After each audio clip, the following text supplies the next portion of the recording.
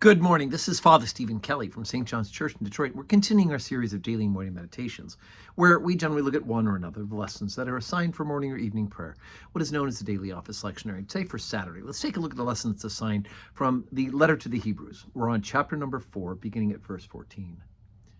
Seeing then that we have a great high priest that is passed into the heavens, Jesus, the Son of God, let us hold fast our profession.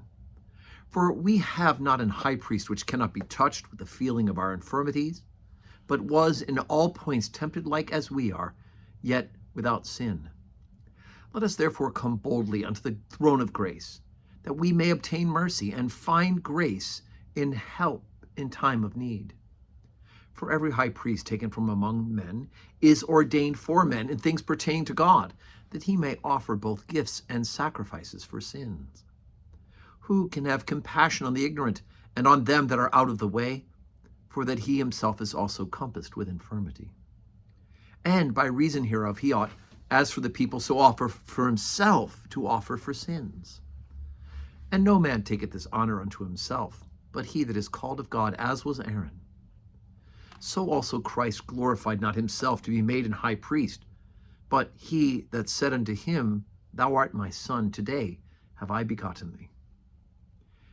As he saith also in another place, Thou art a priest forever, after the order of Melchizedek, who in the days of his flesh, when he had offered up prayers and supplications with strong crying and tears unto him who was able to save him from death, and was heard in that he feared. Though he were a son, yet learned he obedience by the things which he suffered.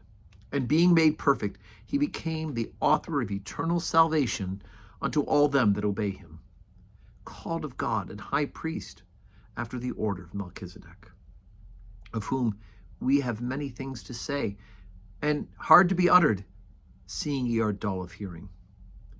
For when the time ye ought to be teachers, ye have need that one teach you again, which be the first principles of the oracles of God, and are become such as have need of milk and not of strong meat. But everyone that useth milk is unskillful in the word of righteousness, for he is a babe. But strong meat belongeth to them that are of full age, even those who by reason of use of have their senses excised to discern both good and evil.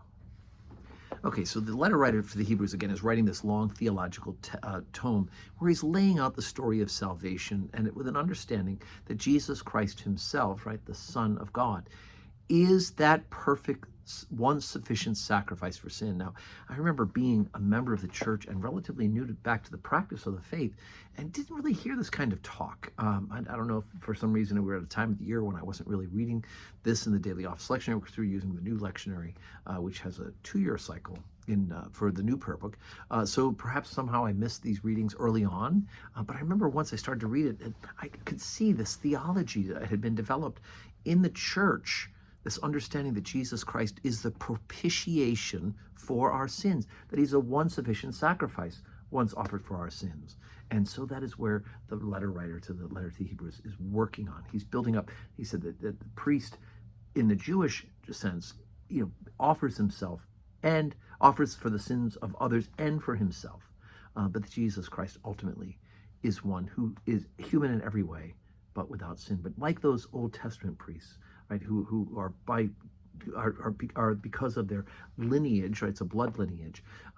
Jesus himself is actually the high priest in his own self-offering, because God the Father so willed it.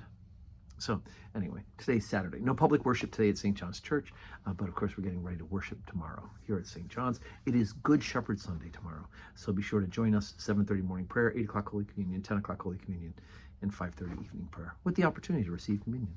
I hope you can join us, and may we have today a Saturday that's full of blessings.